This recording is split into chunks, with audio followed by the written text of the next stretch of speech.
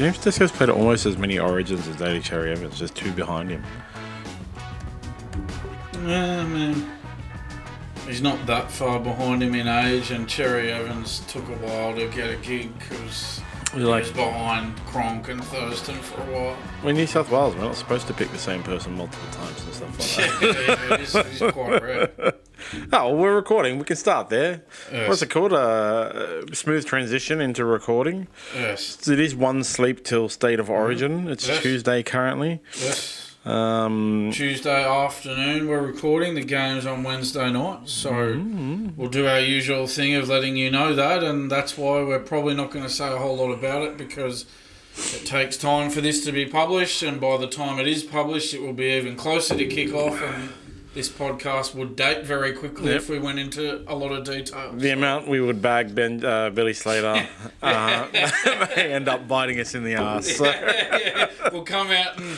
I mean, we could talk about how Benny Elias was saying that Billy Slater is rattled, but if we go on about that for 15 minutes and then Queensland come out and win, we're not going to look too good. Then we'll look worse than Benny Elias. That to Benny Elias, and we might leave I'm that tipping New South Wales to win by 2. That's it. That's my thing. New South Wales win by 2. It's going to be a hard thing without Latrell Mitchell. That's the biggest loss, but I reckon, they can win by 2. Just to be slightly different, I'm going to go New South Wales by 4. Yeah. Sweet. I can't bring myself to tip Queensland the way they've been carrying on since game 2. If I'm wrong, but I can't bring myself to tip them. Meanwhile, over at the Tigers, Braithen Astor's had a big tanty on NRL 360, right? Benji Marshall's got a lot of pressure. Yeah. Are the Tigers... I saw listened to a radio thing the other day that was quick questions or whatever, that kind of thing. Yeah. And the quick question to each of the guests was, are the Tigers worse this year than they were last year? Mm-hmm. Do you think Tigers are worse this year than they are last year? You know what? I do. I think they are worse. I think they've won more games. Yes, they have. But that doesn't always... it's a bit simplistic, isn't it, to just say, they've won more games, so therefore they're better. I think you got to look at the manner of the losses. That 50-plus points defeat to... the Sharks. Yeah, I'll tell you a more telling stat than they've won more games, which is exactly what you're talking about. Yes. All year, they let in 430 points. Yeah. This year, so far, they've let in 496 points, and there's still 6 games to go. 7? 6. So last year, they let in 430. Yep. For the whole season? No, until... Sorry. The 430 by now. Oh, so at this stage, it was 430... last year, and it's 496 this year. Right, okay, so they've conceded 66 more points this year than they did last year at the same time last year. Right. Mm-hmm. Okay. That tells you a lot. That tells you they're getting beaten up a lot more this year. And they did end the season last year with 4 wins. They've had 4 wins this season. And their draw for the rest of the year doesn't make them look like they're going to win another game, to be honest. So they've got the Rabbitohs, the Warriors, Cowboys, Knights, Rabbitohs again, Sea Eagles and Eels. Do you see them winning any of those games? Certainly not at this stage. No. Yeah, I mean, the Eels game could go either way at this point in time because the Eels aren't going exactly very well. And then if we look how they closed out the year last year, loss. They got their 4th win in round 25 last year. So they've won more games at this point than they had last year, but they've let in a lot more points. Like 66 points is a lot of points to have let in at the same amount of time. It just tells you how much they're getting beaten up on in these games that they're losing. And then again, something like total wins for the year... I mean, that matters for a club like the Bulldogs, who we have noticeably improved this year, as we've said quite a few times. For a club that's noticeably improved, well, it's a relevant statistic to go, well, I think the Bulldogs only won 7 games last year. This year, they've already won 9, and they've still got another 8 games to go, the Bulldogs. 8, So that's the thing. For the Bulldogs, it is a relevant statistic because you go, well, they've won 7 all year last year. They've won 9 this year and they've got 8 games to go. So they're on track to, I'm hoping, get to the magic number of 13 wins. And by doing that, they'll make the top 8. If we look at last year's ladder, 13 wins was enough to get in. It was. Yep. The Roosters and Canberra won 13 games to make the 8 last year in 2023. Souths, Parramatta and North Queensland all won 12 and lost 12 and they didn't make it. So the 2 teams who won 13 games made the top 8, the Roosters and the Raiders last year. So 13 is the magic number. So getting back to the Bulldogs, they've won 9. I would like to think the way that they're playing, they could win half their games and they'd finish with 13 wins and they'd make the 8. So for them, their number of wins is relevant because you go, well, there's a noticeable improvement. The Tigers... they won 4 this year, they won 4 all of last year, they've conceded a lot more points this year. If they were to win 1 or 2 more, who really cares about that? You know, that doesn't change where they're at overall.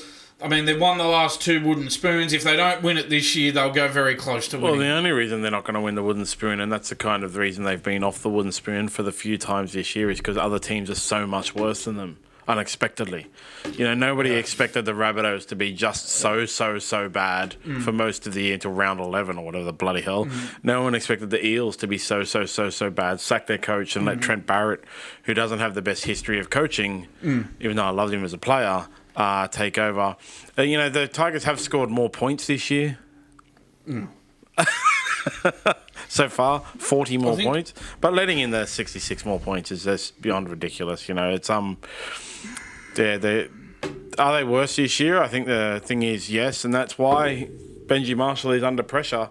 Should Benji Marshall be under pressure, though, is the real question that we all should be asking. Well, this is the issue, and I think the problem is that they've got so many problems that they just don't know where to start in terms of addressing them. A lot of the time they recruit the wrong players. Not only that, they pay them too much money. They let their good juniors go to other clubs. Other players get poached. It's just that they get themselves into this cycle. And then because they become such an unattractive destination, players at other clubs see that and they go, well, I wouldn't go there. There's no way I'd go there unless you pay me a huge amount of money, way over my market value. Then they pay them that money and then it bends their salary cap out of shape because they've paid them too much money. And then the cycle continues and it continues and it continues. And then after a while, you go now 13 years without making the top 8 and you win 2 wooden spoons in a row, soon to be 3. They've only made the finals 3 times in their existence. They've been in existence for 24 years. They haven't been in the finals for 13 years. But, you know, it's just a bit rich to put pressure on Benji Marshall. That's the thing. What's it going to do? And so we get on to the next point. So then they'll go and do things like they'll change the coach or they'll change the CEO to make it look like they've addressed the problem when they haven't. They haven't addressed the problem. The CEO and the coach are not the problem because they've just changed the CEO and the coach and the problems are still there. So we know that the CEO and the coach are not the problem. So there's no point keeping on changing them because you're not solving the problem. Yeah, so they've changed coaches, they've changed players, they've changed chairman, they've changed board. They've changed everything in their existence.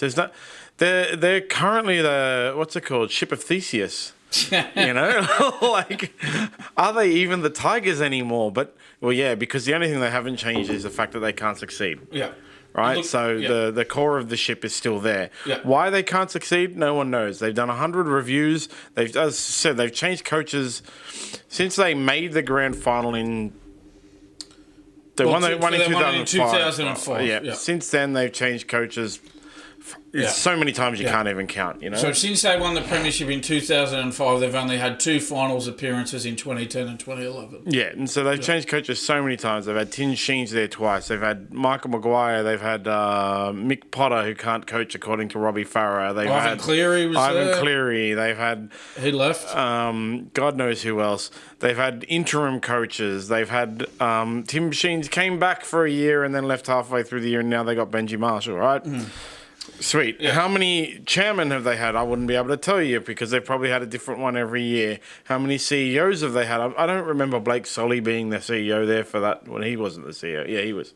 He was the CEO before, right? No, he's the CEO now. It was Justin Pascoe before him. Yeah. So Lee Hadjipantelis was the chairman, and now Shane Richardson's the CEO. Yeah, that's He's right. replaced Justin Pascoe. Where's Blake Solly? Blake Solly's the Rabbitohs CEO. Yeah. So, how long was Lee Hadjipantelis the chairman for? God knows, because they've probably had 30 chairmen. How long was Justin Pascoe the CEO for? God knows, because they've probably had 30 CEOs.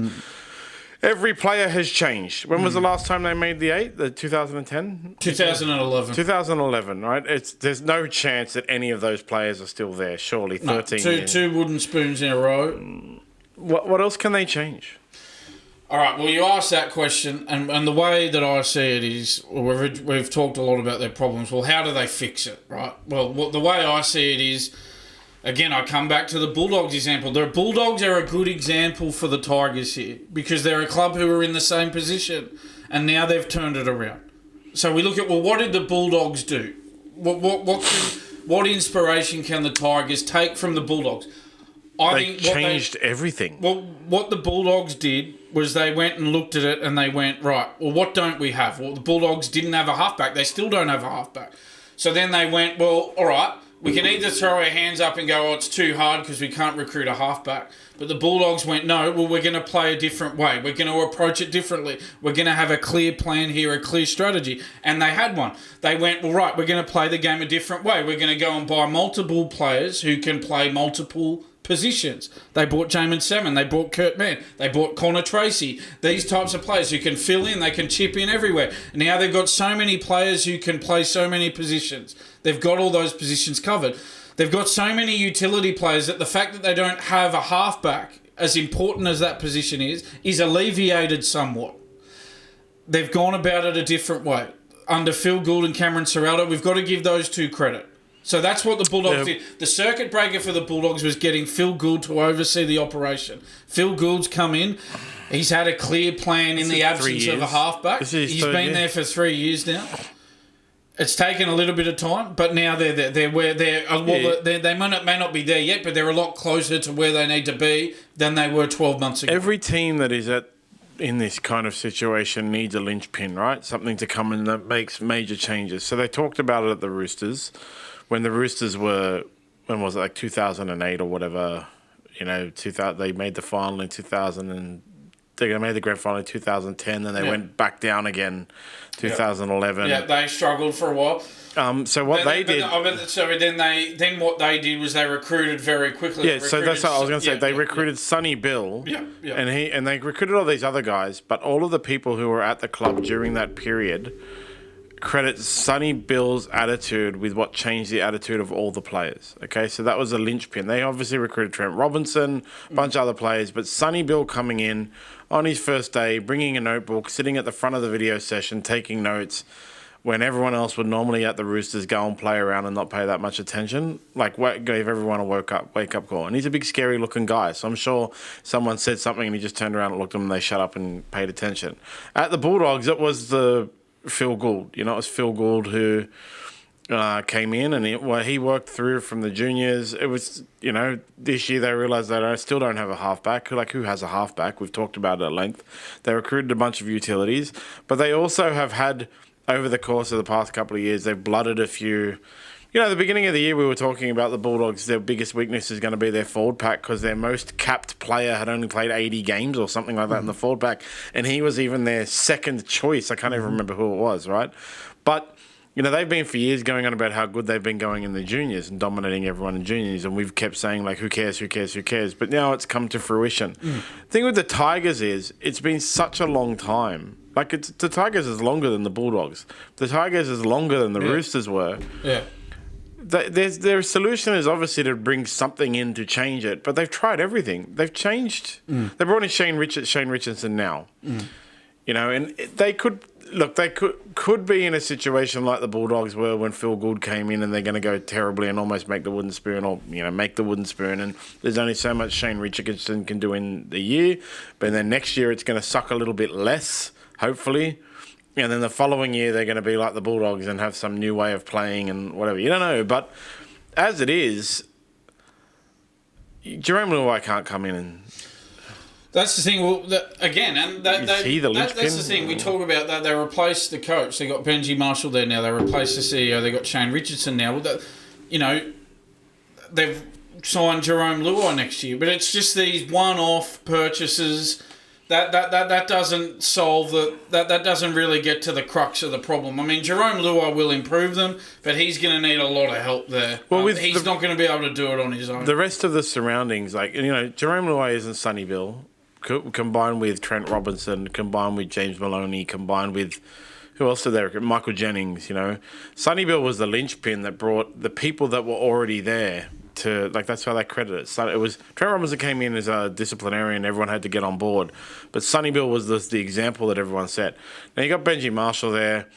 They changed the CEO. They're going to have Jerome Luai come in. Jerome Luai is no Sonny Bill, but Jerome Luai is coming from that Panthers system where Stephen Crichton has come, and we have Phil Gould has set up the juniors and the football department and stuff like that, and Cameron Serrato is there. I did a tour of the Bulldogs in a sanctum the other day, no phones allowed, and you can see Josh Reynolds walked us through it, and you can see all these things that Cameron Serrato put in place that changed the Bulldogs culture in last year, that's coming through this year, that Stephen Crichton has arrived and been like that example, right? But Jerome Luai can come over there, but unless they've set it up for success for him that Cameron Serrato and Phil Gould have done over the past 2 to 3 years at the Bulldogs, they're just going to continue on as is. Yeah, it's more than just signing one player. Yeah.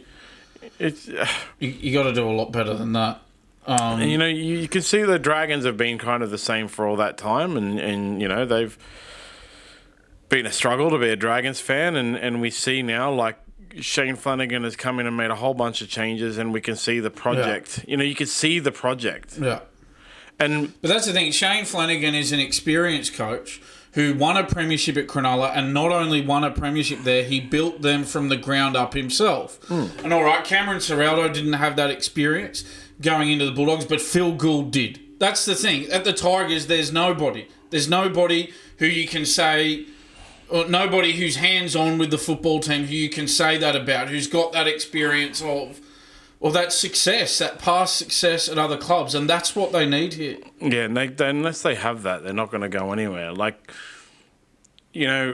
That's okay. So the major thing about the Bulldogs, right, and the Dragons, and clubs like them who have gone through a period of lackluster performances, we were critical of it when the Bulldogs kept talking about I think fairly critical. The Bulldogs just kept talking about how their lower grades were doing well. But at least they had something good to talk about, right? And we were critical of it. They had something good to talk about it, but, it was just, who cares about the lower grades? It was laying that foundation for other good things will come. At the Dragons, the good thing that we see this year is the attitude of the players. Something good has come, right? There is something good, like Ben Hunt turning around and deciding to stay in and going to extend for a year, that kind of thing, right? Something good. They're still pretty terrible, man. They're getting smashed by 60 and stuff like that. And, but you can see something, there's something good. At the Tigers, nobody can tell me anything good, right? Yeah, tell me one good thing that's at the Tigers right now. Well, the only good thing is that Jerome Luai is coming next year, but that's next year. The Dragons have won 9, lost 8, so they've won more than they've lost. They're in 9th spot, and I'd say that's a significant improvement on where they're at last year. Yeah, good things. I can see good things. Yes, you can, yes.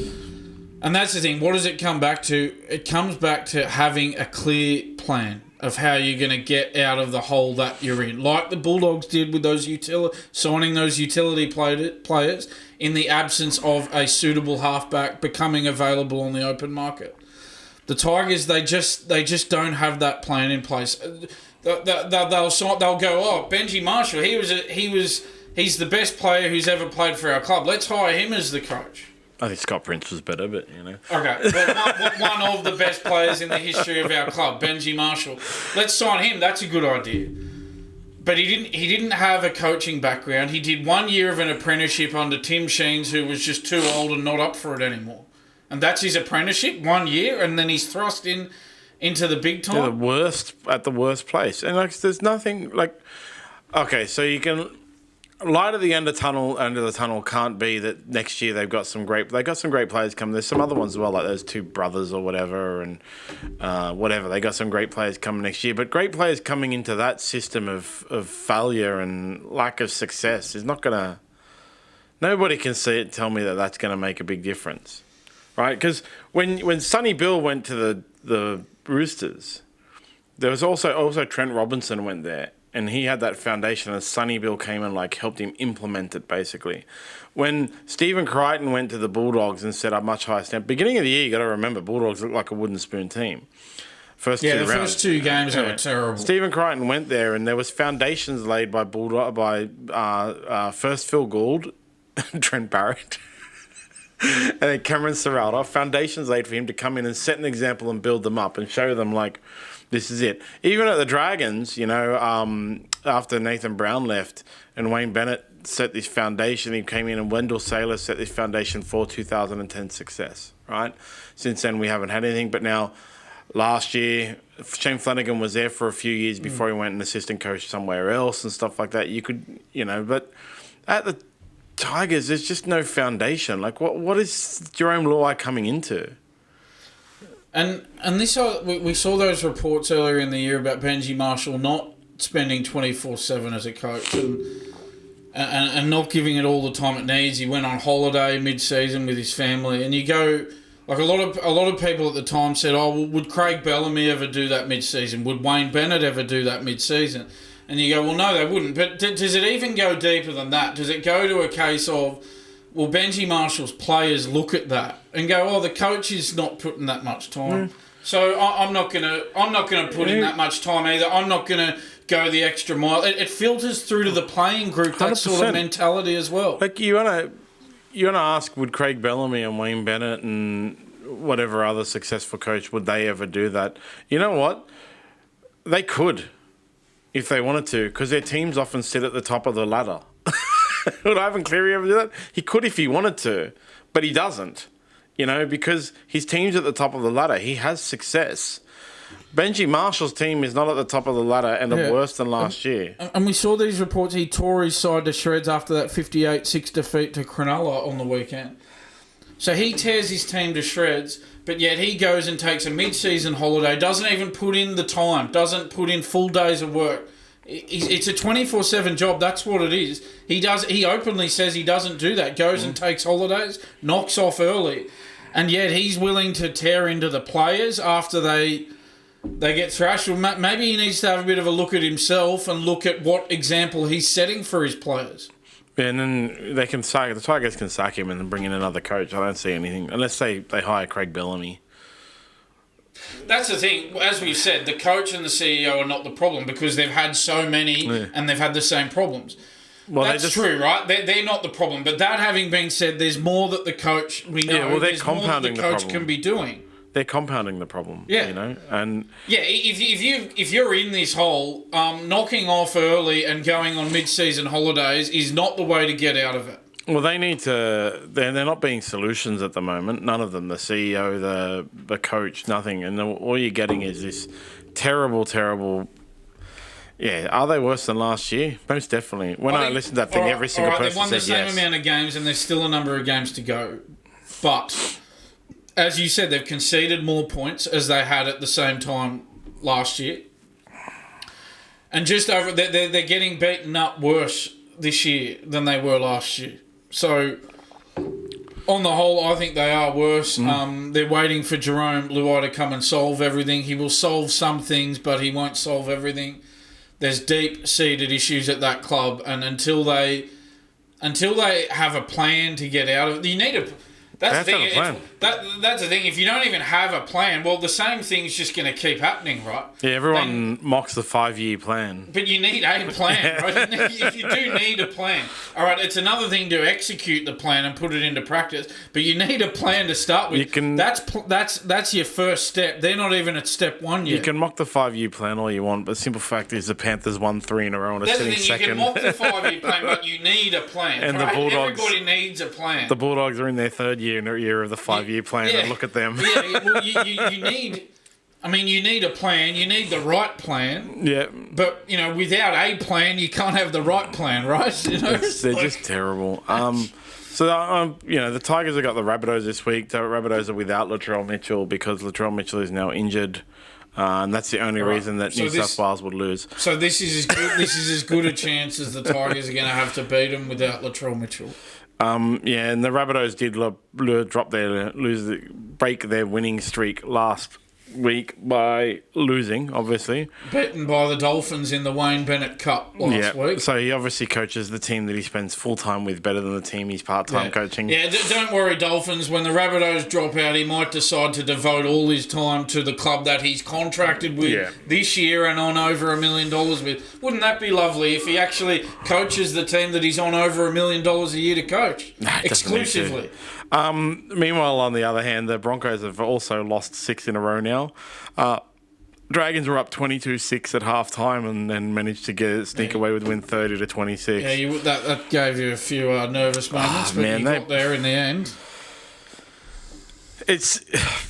They won on the back of penalty goals, the Dragons. All right, it was 5 tries apiece, 3 conversions apiece, and then 2 penalty goals by Kyle Flanagan. But they were leading 22-6, and that's what I mean. Like, you see good things from the Dragons. I have little expectation.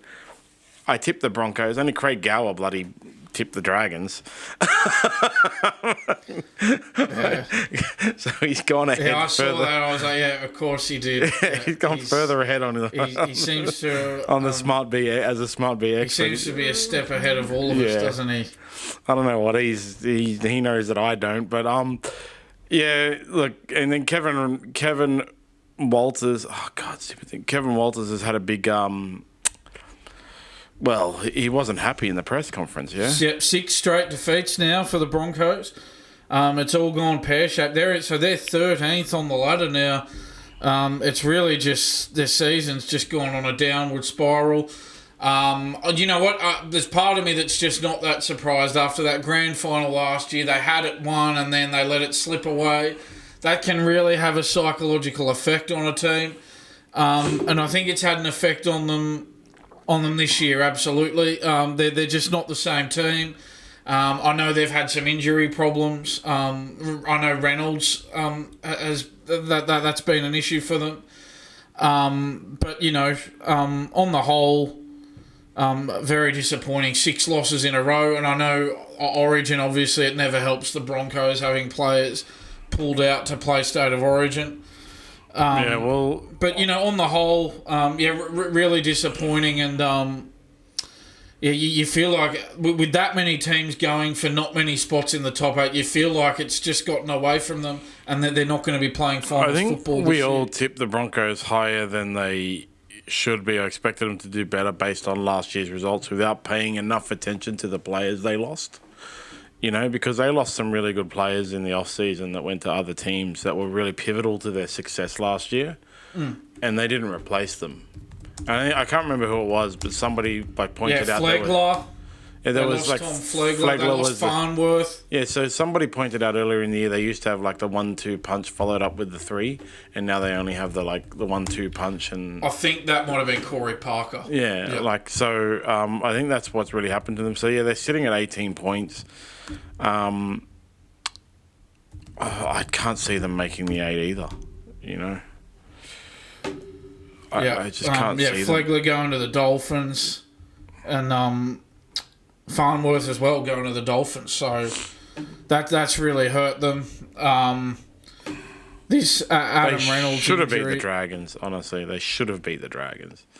There was no reason for them to lose to the Dragons. Dragons had their 2 best players missing. Broncos have been without a bunch of their players all year and stuff like that. And they could, as I said, it came down to 2 penalty goals and a sin binning. There was no reason for them to lose that game. And the fact they did was pathetic. They got to play the Knights this week. Yep. And then the Bulldogs next week, then Broncos, Cowboys, and they still got Eels, Dolphins, and Storm. I've seen them winning 2 or 3 of those at most. I'm just having a look at this. When's Adam Reynolds due back? Round 22. Jeez, that's going to be very late, isn't it? Against the Titans, yeah. I think by then it's just going to be too late for them to get it all together and make the top 8. Yeah, well, that's because if they can't beat the Knights this week on Saturday, well, they better hope that Kalen Ponga doesn't back up, basically, so they can beat the Knights. And then they got to play the Bulldogs next week, and then Adam Reynolds will be back on the following week. It says here round 22 is due back. Yeah, he'll be back the following week, and then they got they got to finish up with the Dolphins and the Storm. Like you just, what are they on right now? They've won 7. And so they've got to win 6. Broncos, 7. So, they got to... So, we talked about it. 13 wins gets you in. 12 doesn't anymore under this 17 team. Last year's ladder is very important to look at because last year was the only other season with 17 teams. Before that, there were 16 teams. So, last year's ladder, I think, is a very good guide on what you need to make the 8. And as I said, the Roosters and Raiders got there with 13 wins. The Rabbitohs, Eels, Cowboys won 12 games and it wasn't enough to get them there. Yeah, so 13 wins is the magic number. They've only got 7 games left, so they need to win 6 of the 7. And they out of that 6 of the 7, they're probably not going to beat the Storm and the Dolphins or the Bulldogs. They're not playing well enough. State of Origin's still a distraction. And their key playmaker is not coming back until round 22.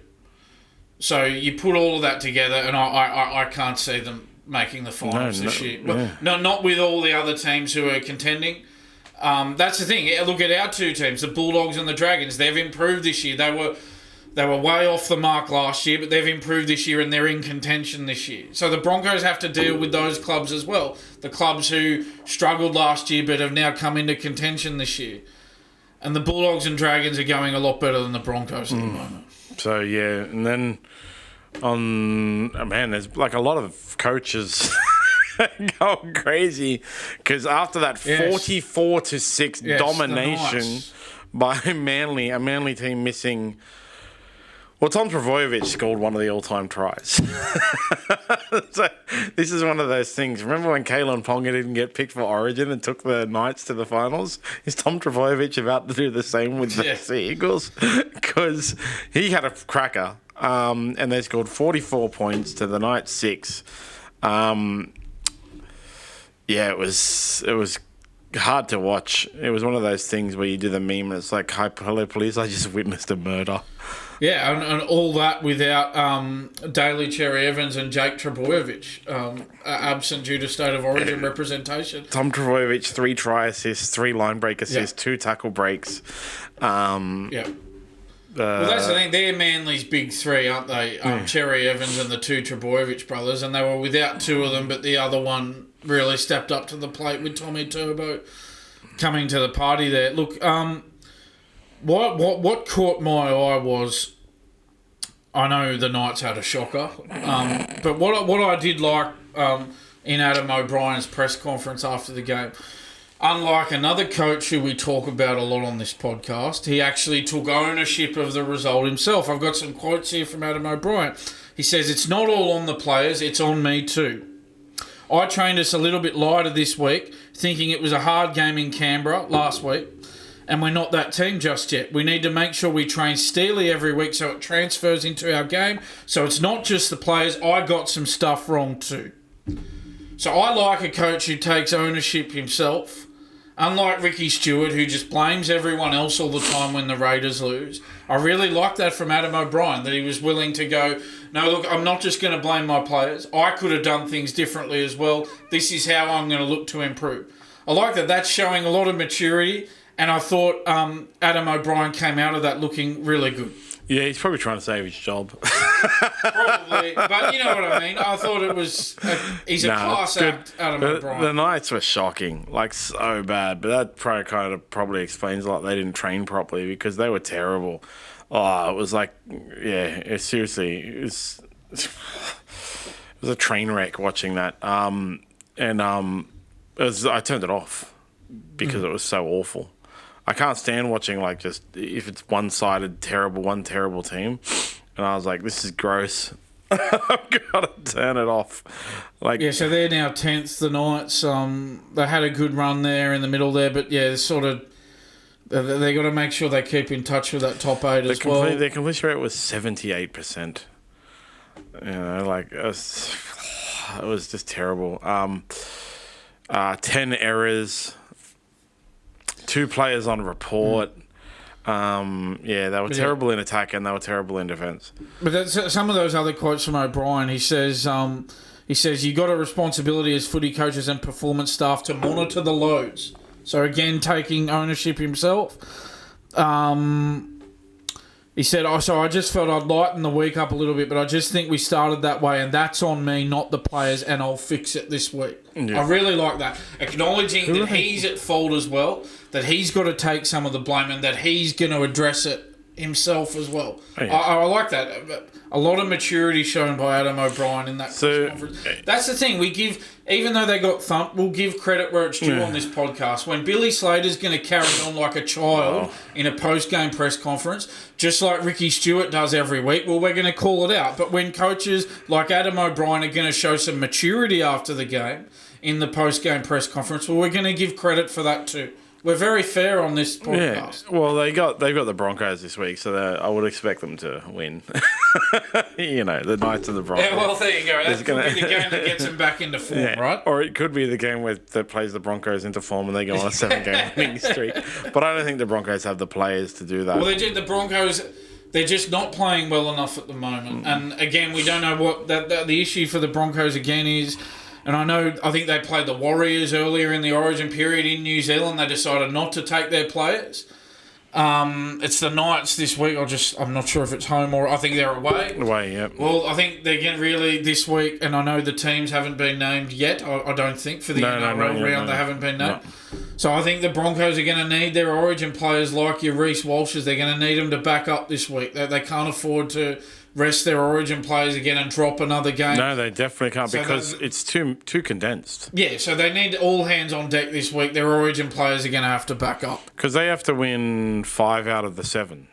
So... Isn't it? I think it's 6 out of the 7, isn't it? Because they've only won 7. No, they've won 8. I thought the Broncos... No, sorry, the Knights. Sorry. Oh, sorry, I was talking about the Broncos. Yeah, I'm sorry. Okay. The Broncos need to win 6. Yes, the Broncos have won 7. They need to win 6. So the Broncos need all hands on deck. Yeah, and then the Knights only need to win 4 out of their 7, and they will want to win 4 out of their 7. They'll want to have everything like Kalen Ponga backing up on against the Broncos and stuff at home. They haven't had a good run at home this year with some.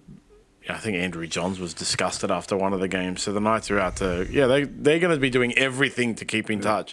The Bronco, I would say, I'd love to ask some of our ambassadors this, like, all those Broncos players looking at the ladder and going, crap, we need to win 6 of our last 7. And we're going to play the Storm. We're going to play, like, the Dolphins. Well, we can't do it, so we won't try as hard anymore. Or are they... And then they're coming up against the Knights, who are like... Oh, we've got to win 4 of our last 7, and so we can still do it. Like we better go hard. Yeah. Just to clear that up, so the Knights have won 8, and I think they need to get to 13 wins to make it. Need need 5. So the Knights need to win 5 of their last 7. The Broncos... So the Knights have got 1 extra game than the Broncos. So the Knights have played 17 because they've had 2 buys. So the Knights need to win 5 of their last 7. 7, yep. And the Broncos need to win 6 of their last 7. Yep. Yes. Knights have a hard run, though. They got the Panthers after their bye. They've got... No, actually, they don't have a hard run. They've got the Broncos. They've got the Panthers. They got the Tigers. They got the Sharks, who are abysmal. The Sharks can only put it on the Tigers and nothing else. They got the Rabbitohs. We'll see how the Rabbitohs are travelling now. They got the Titans and they got the Dolphins. So they got a bit of an easier run. They can do it. Yeah. Let's see. We'll see how that plays out. And then there has been a report released about... It's all about coaching this week. The theme of the podcast is coaching. Yes. There's a clear theme today. Health impacts of NRL coaching. I kind of think it's like have you ever seen those pictures of the presidents of the United States when they go into office and they exit office and they've all aged 40 years, except for Donald Trump? I'll tell you what, he was in a spot of bother the other day. But anyway, I wonder if that aged him. So I think we might have just gone one past that one. We're talking about the Sharks, yeah. Yeah. Gallen and Townsend. So they hate each other. So Chad Townsend signed with the Roosters and basically been told he's going to play in reserve grade. It seems so. It's becoming more and more clear. A lot of people were going, think Andrew Johns might have really questioned that signing by the Roosters, going, well, they got Sam Walker. Why do they need Chad Townsend as well? But it's becoming more and more clear that Chad Townsend's making it clear that he actually wants to get into the media post-playing, and he thinks that playing for the Roosters is going to give him better opportunities to get into it than when he was playing for the Cowboys. And to be honest, I think he's got a point. I think that's one reason why the Roosters are so good at recruiting players, is they can promise them jobs after football that other clubs can't promise. Well, he's not going to be working for Triple M, where Paul Gallen works for Triple M, right? I'm pretty sure. Well, I know he's on Channel 9. He's on that 100% footy show. He might be on Triple M. I'm not sure. To be honest, I don't go out of my way to listen to Paul Gallen. I'm just not a big fan. I've never been a big fan. I don't. He's not one I enjoy listening to. I'll just be honest about that. He's on Channel 9, and I don't know what radio station he's on. I know he's on a radio station. I'm pretty sure it's Triple M. I just think on that show, 100% footy, he panders to, and everyone on that show does it, but they just pander to Phil Gould too much on that show, you know. And I know Phil Gould's having a good year. I know the Bulldogs are having a good year. I get that, right? But they pander to Phil Gould on every issue on that show. Every time he has an opinion on anything, aside from, putting the Bulldogs to one side, any Phil Gould opinion, they all pander to him. None of them will take him to task, and that's what annoys me a bit about Paul Gallen. I've never watched it, but he's actually on 2GB in the continuous call team. Actually. Right, okay. That's why I've heard him. Yeah. Yeah, right. Yeah. So Chad Townsend won't be getting a job at 2GB basically. Yeah, so we might have to rule that one out while Paul Gallen's there, and he might have trouble at Channel 9 too. Paul Gallen's there as well. But anyway, apparently Chad Townsend kept a list of journalists' names who had predicted, or who had, written nasty things about him on his mobile phone. He kept a list of their names. Or not written nasty things about him, I shouldn't say, but just made constructive criticism. He apparently kept a list of these journalists on his mobile phone, and I mean, that's a bit weird. I think you shouldn't be sort of hanging on to that, should you? I mean, you need to deal with that in a far more mature manner than that. That's a little bit weird. It's just not healthy. It's not constructive. It doesn't help you to do that, I wouldn't have thought. You know who else does that? Donald Trump. But he's Donald Trump. I mean, it's to be expected, he's right? The guy that says, I'm not going to talk to you because you're from that news outlet that doesn't write nice things about me. What is Chad Townsend keeping the list for? Yeah, so apparently, this is according to Phil Rothfield, the feud between Townsend and Gallen dates back to 2022, when Townsend refused to shake Gallen's hand or be interviewed for Channel 9's post-game coverage following a Cowboys game. Rothfield explained Townsend was frustrated with Gallen speaking in a critical manner of the struggling Cowboys when many experts tipped them to win the wooden spoon. So that's where the list comes from Townsend. So he kept a list of journalist names who had predicted the Cowboys to run last on his mobile phone. So they're not even making personal criticism of him. They're just saying the Cowboys, that in their opinion the Cowboys are going to run last that year, and he's keeping a list of them on his mobile phone of journalists who think the Cowboys are going to run last.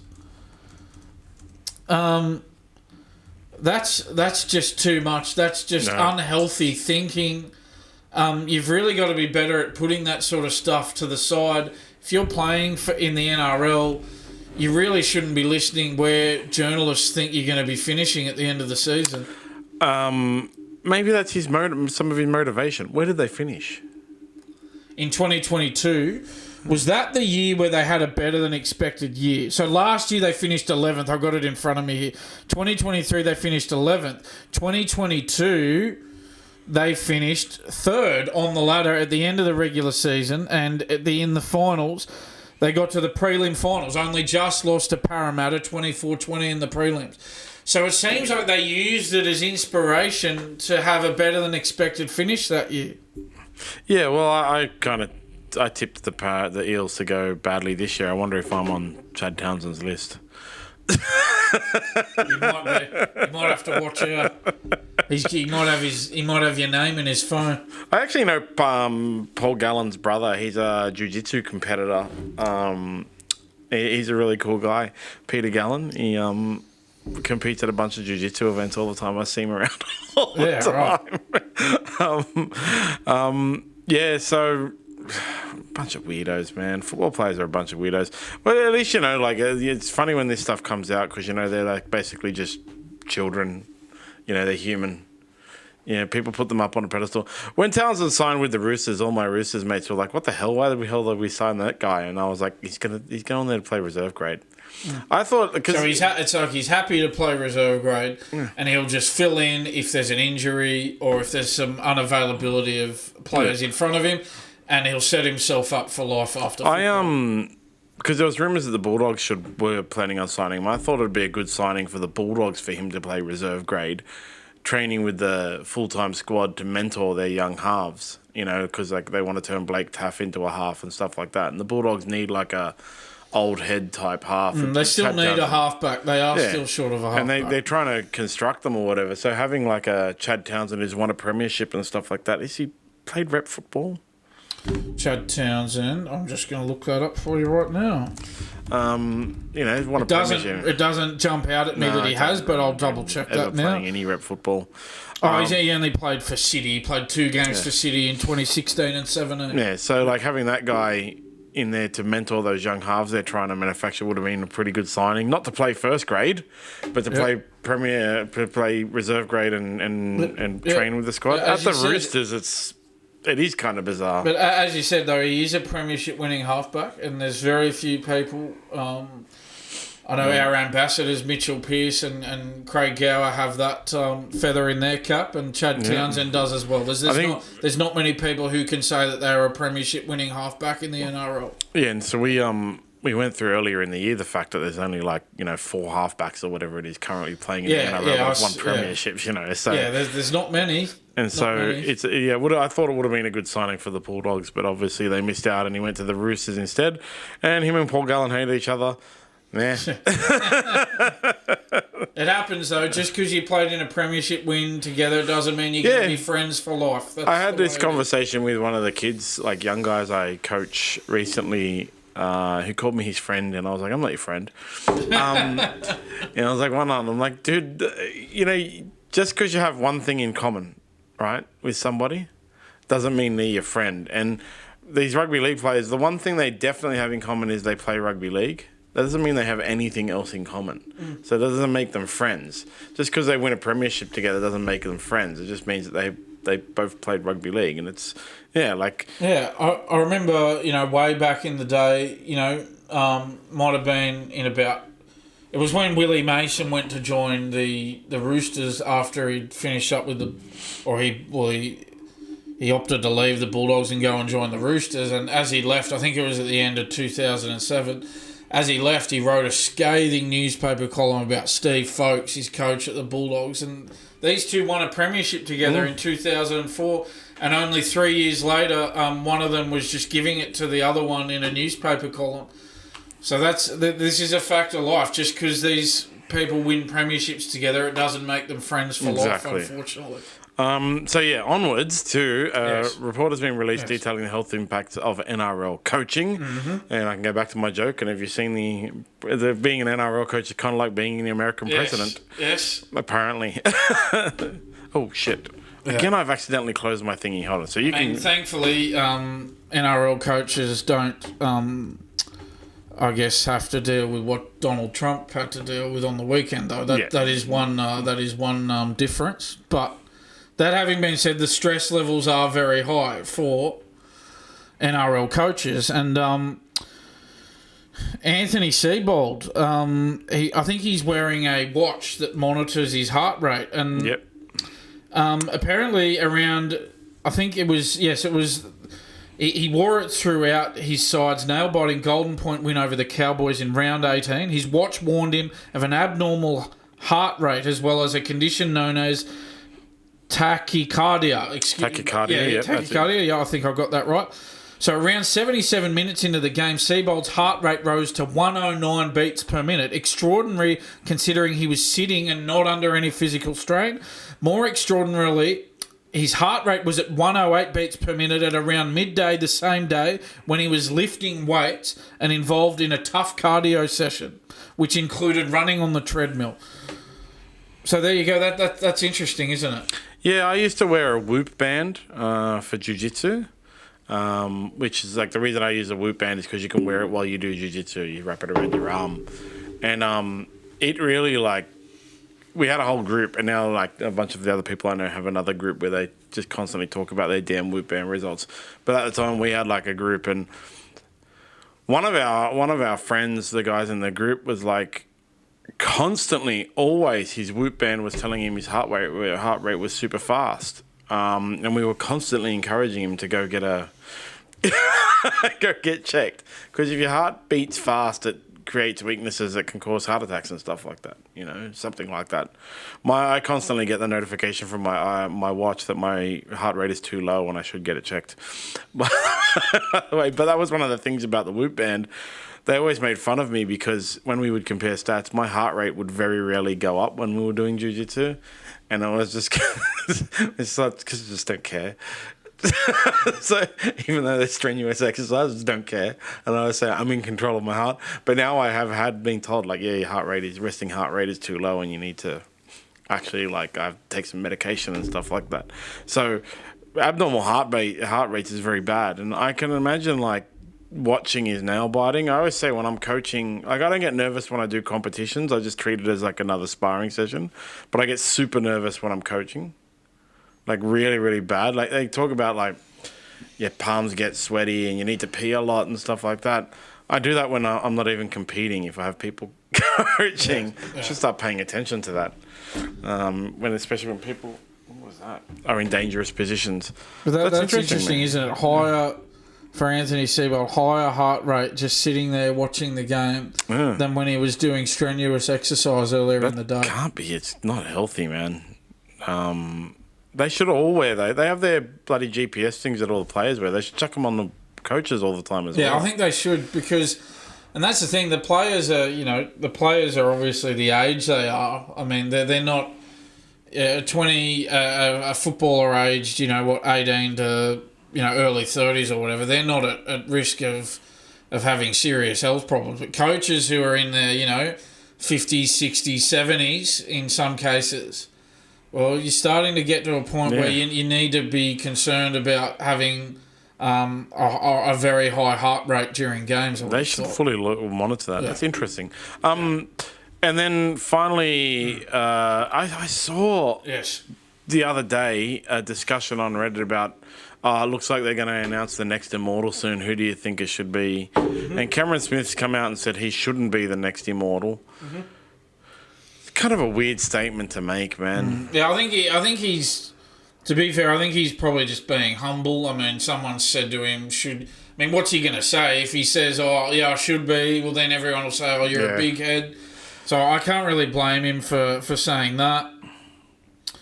But yeah, he mentioned some others like Ron Coote, Alan Langer, and Darren Lockyer. Now, I think, and we've talked about it before on this podcast. I think the issue with players like Ron Coote and Alan Langer, we've talked about this problem before, is that of the current Immortals, the one who retired the most recently was Andrew Johns in 2007, right? So if you were to take someone like an Alan Langer or a Ron Coote, well, they retired before that. Yeah, so it sort of makes no sense going back to Alan Langer or Ron Coote.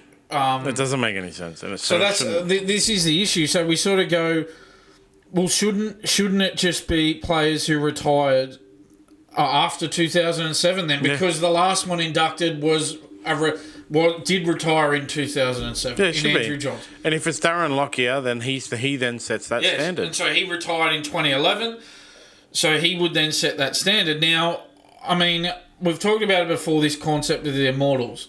Before 2018, when it was under the management of... Well, it was a rugby league... And I actually used to work for Rugby League Week a long time ago, but it was a Rugby League Week creation. the concept of the Immortals, and they named the 8 original Immortals, which is, Clive, I won't say him in particular order, but it was Clive Churchill, John Raper, Reg Gasnier, Bob Fulton, Arthur Beetson, Wally Lewis, Graham Langlands, and Andrew Johns. They named those. I think I just went through 8 names. Yes, I did. There were 8 Immortals. That they were under the, when it was under Rugby League Week management, and then Rugby League Week folded, and then so Rugby League Week decided, well, now that we're folding, we're going to hand the concept over to the NRL. So they handed the keys over to the NRL with 8 Immortals. Then the NRL went back and went, well, all right, well, now that it's under our, under our jurisdiction, we're going to add another 5. So then they went in 2018 and added Dave Brown, Frank Burge, Mel Meninga, Dally Messenger, and Norm Proven. Now, personally, I don't think they should have done that. No, I think they should have gone, well, look, we're going to back in Rugby League Week up to this point. We're just going to leave it as 8 Immortals up to this point. We're not going to go and add another 5. They've added another 5. The problem with this concept is the more you add to it, the less significant it becomes. The more of them that you add, the less significant an honour it becomes. So in decades to come, what is it going to get to 30 or 40 players? And by that stage, well, it's not as big a deal. The more you add, the less significant an honour being an Immortal becomes. Yeah, the adding of those people, we talked about at length before, the adding of those 5 in one go broke the whole thing. That was it. The whole because thing. Because now, they're talking about they're going to add another player in August. Look, it could be Cameron Smith. But if they do, well, that'll be 14 now. And it should have just been left at 8. Andrew Johns was inducted in 2012. It should have been left there until now. If you're going to add another one now, all right, you're going to add Cameron Smith or Darren Lockyer, okay, well, then it's 9. Yeah, but don't turn it from 8 to 13 in one hit. Yeah, I think it would be discussed when we discussed it. I mentioned, there's a numerical percentage of people that would be Immortals, and now the percentage is too high. And so they should actually just hold off and not add any. That should be it. Well, and then what are they going to do? They had Cameron Smith, and then people are going to go, well, it should have been Jonathan Thurston, and it should have been Greg Inglis, and it should have been Billy Slater, and it should have been blah, blah. We can add them all at the same time, and then we got 40 of them, and then it's just nonsense. It's another thing. They have a Hall of Fame, don't they? That's what the Hall of Fame is for. Mm-hmm. That's one of the things about the UFC. They seem to add a Hall of Fame person every single bloody time now. Every single UFC numbered event. And now the Hall of Fame to me is a bit of a joke because everyone's in the Hall of Fame. And then what happens is those Hall of Famers go out and do bare knuckle boxing or slap fighting or something like that. So it just becomes even more stupid. I don't think anyone cares about the UFC Hall of Fame. And they're going to turn and do that to the Immortals. Well, they're idiots. I agree. Cameron just shouldn't be the next Immortal because nobody should. Yeah, look, if we're going to look at the 2 I picked out, look, if we're looking at, Darren Lockyer compared with Cameron Smith, now, Darren Lockyer won 1 more premiership than Smith. He won 4, Smith won 3. I know there were 2 stripped off Smith, but I don't think we can give those to him because he was in an illegally assembled team. So we have to view that as no, he didn't win those 2 premierships. The team was illegally assembled, so we have to view him as a player who won 3 premierships, not who won 5. Yeah, absolutely. So, Darren Lockyer won an extra premiership. Both of them won 2 Golden Boot awards. Smith did win 2 Dally M medals. Lockyer didn't win any, but Lockyer did win a Clive Churchill medal. So this is the thing. I think, and if we're looking past the stats, I thought Lockyer was more of a game breaker than Smith. If the game was on the line, I thought Lockyer was a player you would look to more so than Cameron Smith to win the game for you in that clutch moment, in the same mould of an Andrew Johns. Of the players I've seen, Andrew Johns would be the best. Darren Lockyer would be at number 2 for me. Yeah, well, I think Craig Gower said it when he talked about Nathan Cleary moving to that next step, and it is that taking control of a game and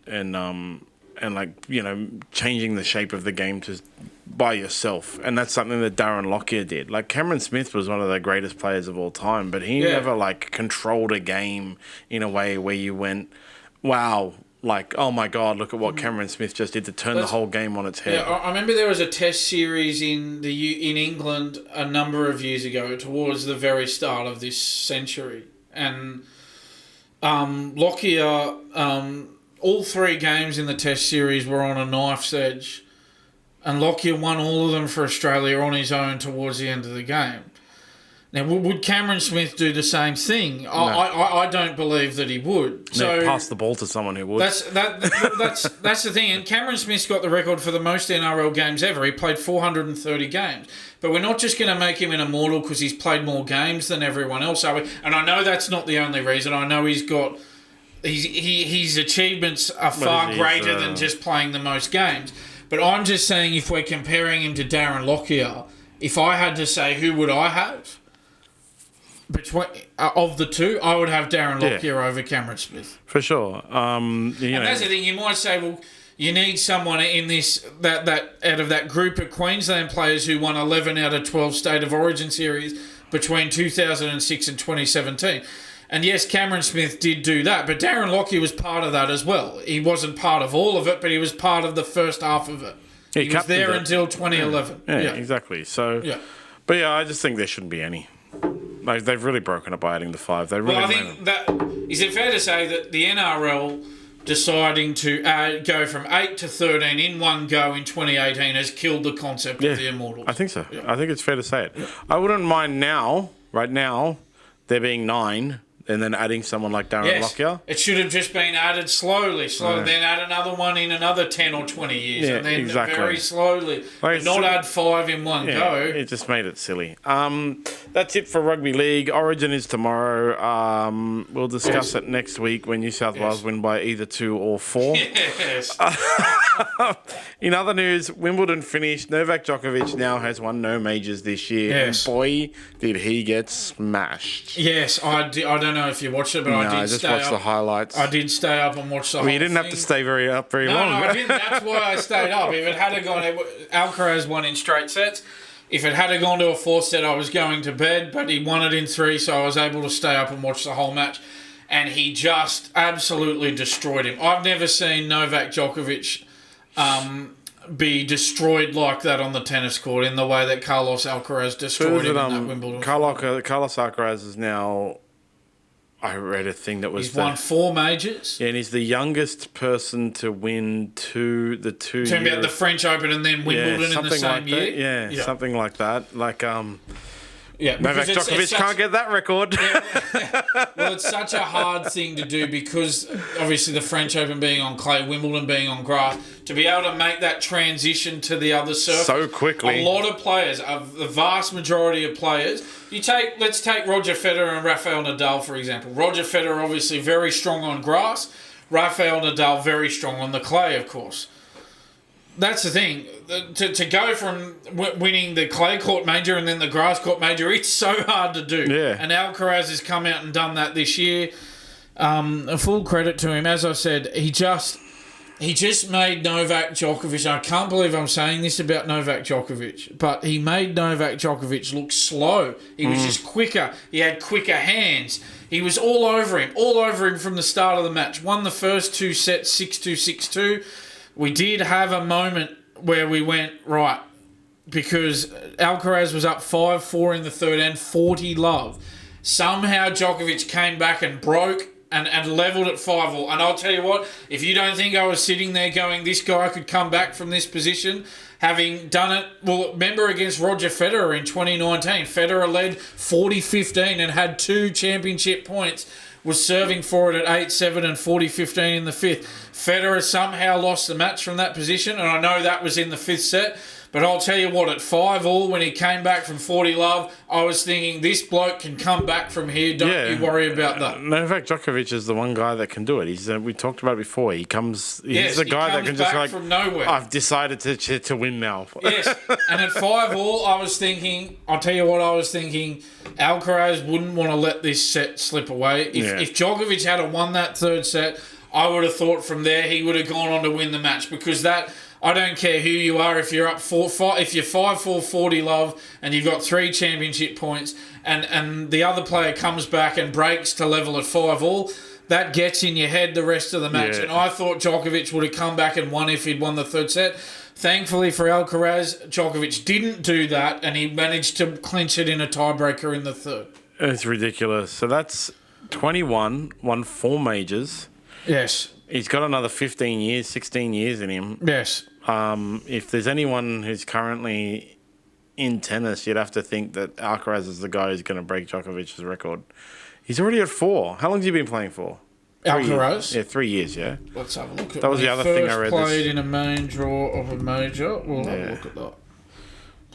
I'll just dig that up here. But yeah, no majors for Djokovic this year. Very surprising, of course, after winning 3 majors last year. Yeah. So Alcaraz first played in main draws in 2021. Made his main draw debut in the 2021 Australian Open. So he's nearly completed only 4 years. Yeah. Only 4 years. And he's won 4 majors.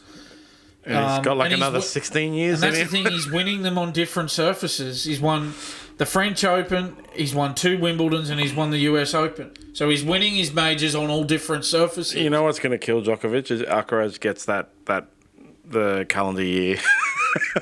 It's going to kill him. I get the feeling you really want Alcaraz to do well just to spite Djokovic, don't Yeah, a little you? bit, but it doesn't matter who it is, you know. Yeah, anyone, you take anyone. But he's the else, one right? that's now my Is he guy. your new favourite He's my player? guy. Because he's the guy who can destroy Djokovic like no one else can. You know, I love him. Well, actually, like Yannick Sinner. Yeah, so he's 21 years old, Alcaraz. So Djokovic semi-finals at the Australian Open, quarter-finals at the French Open, the final at Wimbledon. So no major win. Are we starting to think that is this just a glitch on the radar for Djokovic, or is this the end? This is the end, and he'll probably play for 1 or 2 more years, and then I don't think he's the kind of guy that is willing to accept like the Nadal or Andy Murray that's the thing. I don't think he's quite at the point yet where you could go, well, he'll never win another major, because he just made the final of one. Yeah. So all he would have needed this year was someone to play the match of their life against Alcaraz and knock Alcaraz out, and he probably wins that tournament there. Yeah, well, I think like he's the kind of guy who'll go out on top. So if next year he doesn't feel like he's going well, he's just going to go, no, I'm done. He's not going to do that. Nadal, keep going, or Andy Murray, come back and keep going. Or Wawrinka, he's not just going to keep lingering on for the sake of it. I'm out now, boys. Yeah. It's fine. I've had done my dash, and that's it. But the pricing was quite extraordinary, yeah? Yeah, these ticket prices for the final. Apparently, the worst seat for the final was over 10 grand, and in Australian dollars, to put that into outrageous context, it's 14,800 Australian dollars for the worst seats. So this was some sort of event in terms of ticket pricing. It was dubbed the most expensive ticket in sports history. This Novak Djokovic, Carlos Alcaraz Wimbledon final. The who's who were all there. Kate Middleton was there. Yeah. Tom Cruise was there. Leighton Hewitt was there, sitting near Kate Middleton and Tom Cruise. So there you go. It's good to see that Leighton's still mixing it with the VIPs of the world, isn't it? Yeah, that's insane. All the plebs don't get to go to the Wimbledon final. Well, they said the old line about Wimbledon is, apparently, if you win the tournament, the singles tournament, you get in, you get a gig in the Royal Box, like Leighton Hewitt did this year. So they said the easiest way to get a ticket is to win the tournament, because it's so hard to get a ticket any other way. That's insane, and I really wonder what will happen next year now. So that Wimbledon Centre Court has a capacity of nearly 15,000 people. If every seat was that much, that 14,800 Australian dollars, the entire crowd would be $221.7 million. So there you go. That's and I wonder how much the women's was, because then we always talk about tennis is the thing that dictates whether people should get paid evenly. Well, I highly doubt that the women's tennis. Who was even in the women's final? Yeah, so it was Barbara Krejcikova, I think. Sorry, I'll just Google it because it's on the tip of my tongue. Barbara Krejcikova. It was Barbara Krejcikova. She won the final. She beat Paolini in the final. Yeah. Yeah, and so that's one of those things. So, the highest seats at centre court, £230. Should Novak Djokovic and Carlos Alcaraz get paid more for the final than Paulini and Well, the Chris tickets were Giv- going for more, right? Yeah. And so we've touched on it a few times, Donald Trump. Yes. So there was an assassination attempt over the weekend. Yes. And then Which was no good. No, it was terrible. Thankfully, he survived. But now I'm loving TikTok right now because the conspiracy theories really, really fly. Yeah, I'm sure you're deep It's into just that. great. I can't get out of the rabbit hole once I get into it. You know, it's Yes, and you might wonder, well, why are we talking about this on the sports podcast? Well, there are some sports side stories to this. So I think there's the UFC. There was rumours he was going to be there, right? Even after the assassination. It was such nonsense, and this was one of the funny things because he goes to the UFC, right? He goes all the time, and then everyone was like, he's going to be at the UFC, but there's no UFC on. So there was Cortez versus Namajunas at the weekend, and then I think it was at UFC Apex Arena, which is not an arena. So Donald Trump I don't think he's ever been.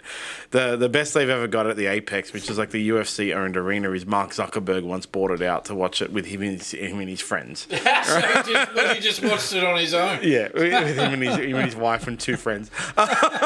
So it was just them in the arena. And then UFC next weekend, 304 is in England.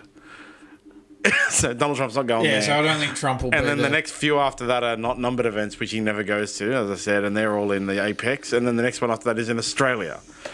So he's never going to go to the UFC. Saw the rumour, started laughing. All of the UFC people who know about UFC laughed at it. But it would have been really cool if you had rocked up to the UFC. So it was there was a fight night in Denver? In Vegas. Oh, right, okay. Yeah. Well, at least he had the option of going there. I tell you what, if things had have gone a different way, he may not have had that option, sadly. But thankfully, he came out of that unscathed. Now, I've got another little sports story regarding Donald Trump in the aftermath of this assassination attempt. Now, he played golf only 16 hours after the attempted assassination. As we know, Donald Trump plays golf, and putting on the 9th green, he had a 20-foot putt. This came off Reddit, actually, this quote. Yep. Trump drained the putt, and he said, "Difference between me and the shooter is that I don't miss." He's a comedian, man. So he's a comedian, man. He should be a stand-up comedian. So just to the UFC that was on the weekend was in Denver, but he was never going to make that. And then UFC this weekend is in Vegas. Right, okay. Yeah. It was never going to make the UFC in Denver. That was Namajunas versus, who was it? Cortez. Right. But it's terrible, and there's millions of memes, millions of conspiracy theories, but nobody should try to assassinate anybody. No. It's nuts. Goes without saying, right? No, and I saw a couple of people said, there were some people online saying, we hoped he got assassinated. It's like, no, just because you might not agree with somebody's political views, that doesn't mean that you would want them to be assassinated. Come on. That's nonsense. That's ridiculous, and we're glad that he got out of that unscathed. Yeah, absolutely. Relatively unscathed. Moving right along, it looks like Ricky Ponting's lost one of his 45 jobs. Yes, I don't think he'll be going hungry somehow, though. I think he's got so many jobs, that guy. He's got a lot of jobs, and he's got a lot of money in the bank. Yeah. So this was an interesting one. So he was sensationally sacked by his Indian Premier League, the team he was coaching in the Indian Premier League, the Delhi Capitals. So that they made a bizarre post on social media, the Capitals, after he was sacked. I thought you'd find it to be quite humorous, as I did. So they've given this heartfelt message to Ricky Ponting, who I'm sure probably, he may not have been too thrilled that he was sacked, but I'm pretty sure he's not going to lose too much sleep over it. As you said, he's got plenty of other jobs, plenty of money in the bank, and let's face it, everyone only coaches in the IPL for the money. There's no other reason they're doing it. It's a financial thing. I don't think his heart was invested in the Delhi Capitals. The only reason they get him there anyway is for his name. Yeah, I don't think Ricky Ponting cares about the team itself. I don't think his heart's in it too much. I think it was more about his bank account. But anyway, he says this: as you move on as our head coach, we're finding it incredibly hard to put this down in words. the post read. The 4 things you told us about in every huddle.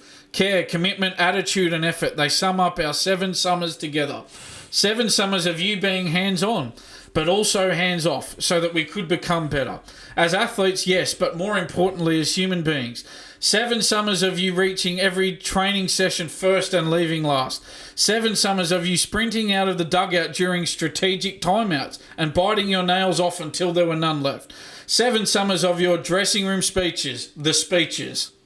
7 summers of your hugs, shoulder pats and fist pumps for us all, newcomer, superstar and everyone in between. In the final, this is another funny side note to it. In the final image, there was an unusual message about both parties returning to work tomorrow, even though they've just sacked him. You mean sacked? Let's get back to work tomorrow. Let's get back to work. And then the final quote was, "Thank you for everything, coach. Like you often close out, let's leave this here, mate. Grab a beer and get back to work tomorrow." Yeah. All that after they've just sacked him. What the hell? So that's one of the more bizarre departing social media posts by a team over their sack coach. Have teams around the world forgotten how to sack coaches? I'll tell you what, we had Adam Simpson last week. I thought it was weird how he didn't know that he was supposed to be coaching another game, and then he later declined the offer. Yeah, well, apparently he went out and flipped the coin for them as well. Like, it was so I thought that was weird enough, but I think the Delhi Capitals have taken it to another level. Is that what it is this year? Like, we got to see who can do the weirdest coach. Brad Arthur was weird. Yes. Especially on the same day as Ricky Stewart got his extra 5 years. Yes. Well, AFL said, hold my beer. And then the Delhi Capitals said, no, hold my Kingfisher beer. Yeah. We can make this even weirder. Yeah, that's quite extravagant and elaborate from the Delhi Capitals. So bizarre. That's one way of sacking the coach. I don't know if it's the right way. No, it's not. They should have just done it quietly. You know? Yes. Still on cricket. Joe Root, he appeared on our podcast last week, right? No, it was Stokes who appeared on our podcast last week. Yes. He declared that the 2021-2022 Ashes series shouldn't have happened. Yes. Well, because he says that because of the COVID restrictions, and he said it was just about keeping the lights on, were his words. Yeah, I don't. He's basically saying it shouldn't count, basically, because it was so COVID affected. Isn't it funny how they're saying it shouldn't count because they lost 4-0? Yeah, well, I don't think they'd be saying that it shouldn't have counted if they had a won. How does that even work? What does "doesn't count" mean? Are they trying to take it off the record? They're saying it arguably shouldn't have gone ahead because it was so heavily impacted by these COVID restrictions. Mm-hmm. They're saying that because they hadn't played much cricket going into it because of COVID, their bowlers weren't fit and firing, their batsmen weren't in form and scoring runs. And he wasn't the only one. Joe Root, Stuart Broad said that the same series should be written off as a void series due to COVID-19 restrictions. Stuart Broad also said that he said, and I quote, "I don't class that as a real Ashes series." He said nothing about, here's a quote that might address your question. He says, "Nothing about that series was high-level performance because of the COVID restrictions." So that's his argument there. Mm-hmm, mm-hmm. And did you play 4 games? Did you lose 4 games? Yeah. Did you get the Ashes? There were 5 tests. They won 4 and drew 1, but didn't win a test in 5 tests. Did you get the Ashes? This is the thing, all right, they blow up about 2021-22, right? But there were no excuses for 2023. 2023 was played in their conditions. That was post-COVID, the 2023 series. Yeah, they have the excuse for that, in their conditions. Oh, yeah, the Johnny Bairstow. Yeah. Sorry, forgive me. They had an excuse for that. So that was played in their backyard. They had a chance to win back the Ashes in their own conditions in 2023, and they couldn't. It was 2-2. You need to win the Ashes if you don't have the urn. Australia had the urn, so they retained it because they drew 2-2 in England conditions. Mm-hmm. So they can whinge and whine about 2021-22, but the fact is they had no excuses in 2023, and they couldn't win the Ashes on home soil, so Australia kept the urn. Yeah, just another way that England is trying to rewrite history. They find new ways to whinge about things, don't they? You can read my John's Judgment call. Yes, your column addressed this very thing yesterday. Yes. Read John's Judgment call. And We got some good news stories. We always like to finish on good news stories. Yes, 2 good news stories. James Anderson, we were discussing earlier this year about whether he could catch Shane Warne's tally of 708 Test wickets. Yes. And in the end, what do we get? Another English failure. Yeah, so James Anderson didn't get there. Got to 704 Test wickets. So that was his final test at Lords against the West Indies, and that's it. So Shane Warne's finished, obviously we know, finished with 708 Test wickets. James Anderson finishing with 704. So Shane Warne remains the second highest Test wicket taker of all time, behind Mutai Muralitharan, who took 800 Test wickets. We all know the question marks over Muralitharan's bowling action, so there's always an asterisk next to Muralitharan. We've got to put it out there. So if we put that to one side, we've got Shane Warne on 708 Test wickets, James Anderson on 704. Also, Shane Warne played 145 Test matches, James Anderson played 188. So Anderson played 43 more Tests than Warne and didn't match his wicket-taking haul of 708. Shane Warne played from 1992 to 2007, 15-year career. James Anderson, 2003 to 2024, a 21-year career, 6 more years, and didn't get there. Can England win anything? Apparently, they're the world champions of the remote-controlled boating. I had to look deep to find something they can win. You know, the funny thing is that everyone knew that, Anderson needed those 8 wickets to level Shane Warne, and he only took 4, so he finished with 704. Warne with 708. But England debutant Gus Atkinson took 7 wickets in the first innings. So he took wickets off Anderson that people were hoping would go to Anderson.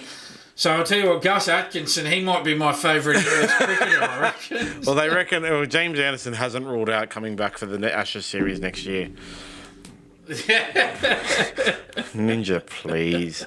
But good news that Shane Warne finished with more, or James Anderson didn't finish with as many Test wickets as Shane Warne. Can England win anything? No. The other good news that we always love is they got beat by the Spain in the Euro 2024 final. 2-1 in the Euro final. So that's the second time, right? As you said in your column, England coming up short in that final. We were all waking up hoping that England would get beaten, and we woke up to good news. England beaten in the Euro final. Before I went to bed, I wished upon a star.